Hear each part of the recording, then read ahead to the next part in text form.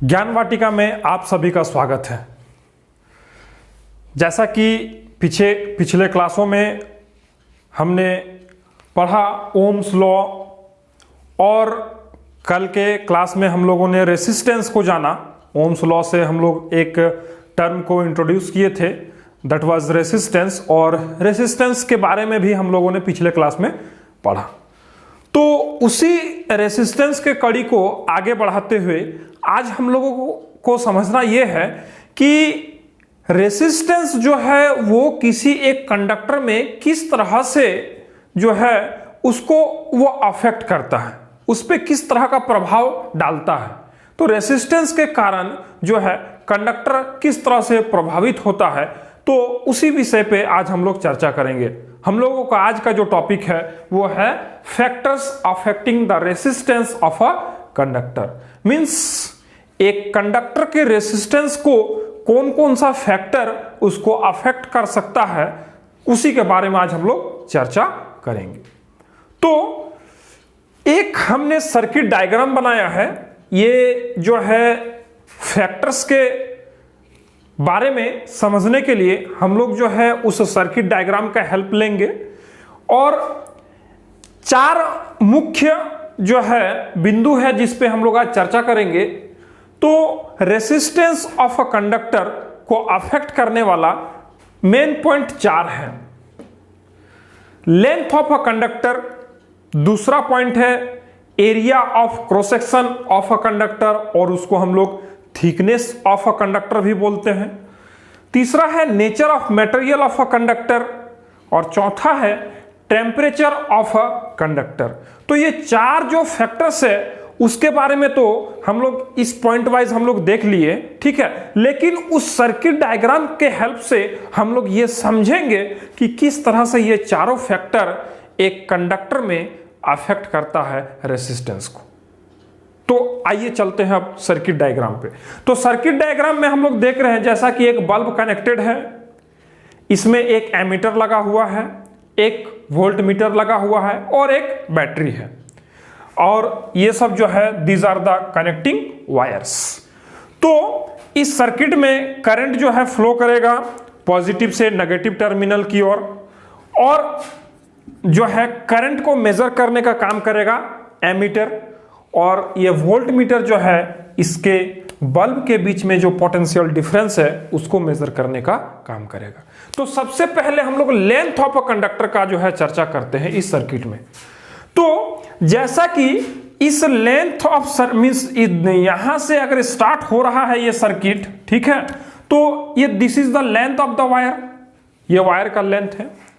तो अगर इस लेंथ को हम लोग, इस पूरे लेंथ को अगर हम लोग मान ले कि this is the length L length है, तो यहां से करंट को यहां तक फ्लो करने में ए बी पाथ को फॉलो करना पड़ रहा है, और यहां का लेंथ जो है वो एल है।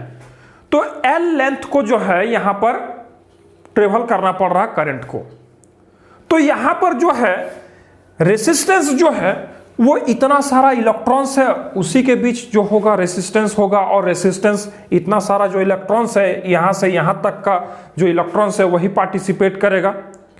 लेकिन जैसे ही इस लेंथ को अगर हम 2L बना दें, इस कंडक्टर के लेंथ को हम 2L बना दें, तो नंबर ऑफ इलेक्ट्रॉन्स भी बढ़ जाएगा, कॉलिजन भी बढ़ जाएगा, है ना।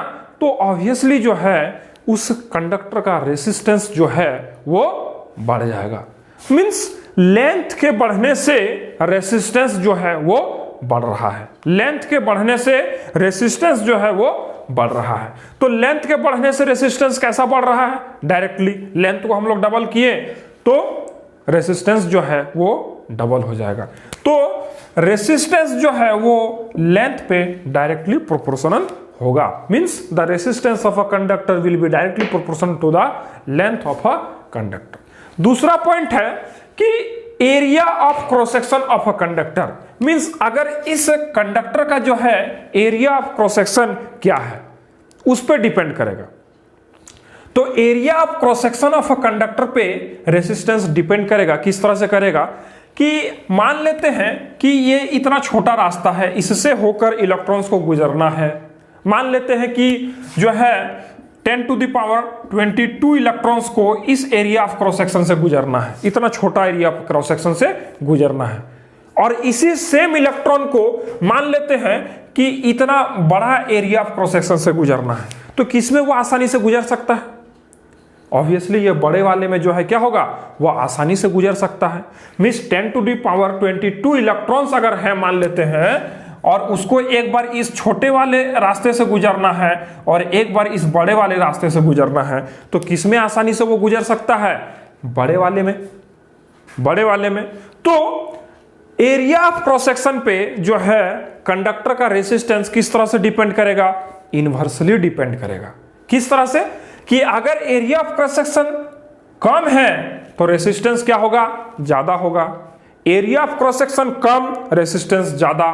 एरिया ऑफ क्रॉस सेक्शन ज्यादा, रेसिस्टेंस कम। तो यहां पर जो है एरिया ऑफ क्रॉस सेक्शन पे रेसिस्टेंस जो है वो इनवर्सली प्रोपोर्शनल हो रहा है। इनवर्सली प्रोपोर्शनल हो रहा है। अच्छा, nature of the material of a conductor, तीसरा पॉइंट में अगर हम लोग बात करें तो अगर मान लेते हैं कि ये जो वायर है, ये मान लेते हैं कि एक बार हम लोग ले रहे हैं आयरन का, Fe का ले रहे हैं, है ना, और दूसरा बार अगर हम लोग मान ले रहे हैं कि यहां पर जो है एल्युमिनियम का ले रहे हैं, तीसरा बार जो है ले रहे हैं मान लेते हैं कि कॉपर का ले लेते हैं, और चौथा बार जो है हम लोग सिल्वर को लेके चलते हैं। तो हम लोग जैसे जैसे कंडक्टर को चेंज करेंगे, हम लोग जो है पोटेंशियल डिफरेंस सेम अप्लाई करेंगे सारे कंडक्टर में। चारों कंडक्टर में जो पोटेंशियल डिफरेंस जो है मान लेते हैं कि हम लोग सेम अप्लाई कर रहे हैं, लेकिन जो यहां पर एमीटर हम लोग लगाए हैं उसमें जो करंट का रीडिंग होगा ये चारों कंडक्टर के केस में अलग अलग हमको मिलेगा, है ना। सबसे ज्यादा हमको किस में मिलेगा?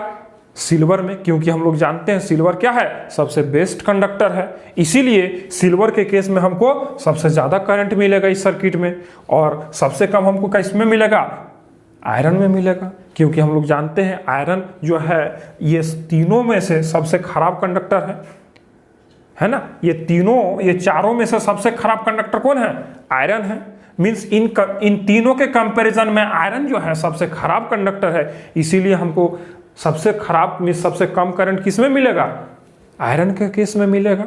तो हम लोग ये चौथा पॉइंट को क्लियर किए कि जैसे जैसे नेचर जो है मटेरियल का चेंज होगा उस तरह से रेसिस्टेंस भी चेंज होगा। सबसे ज्यादा करंट हमको मिल रहा है, सबसे कम रेसिस्टेंस इसमें होगा सिल्वर में, और सबसे ज्यादा करंट में सबसे कम हमको करंट मिल रहा है, इसका मतलब इसका रेसिस्टेंस जो है वो सबसे ज्यादा होगा ये चारों में। ठीक है, तो ये तीसरा पॉइंट हो गया। चौथा पॉइंट क्या है? Temperature of a conductor. Temperature पे कैसे डिपेंड करता है कंडक्टर का रेसिस्टेंस? तो जैसे जैसे इस कंडक्टर का जो है टेम्परेचर राइज करेगा, इलेक्ट्रॉन्स के बीच जो है कोलिजन जो है वो ज्यादा होगा।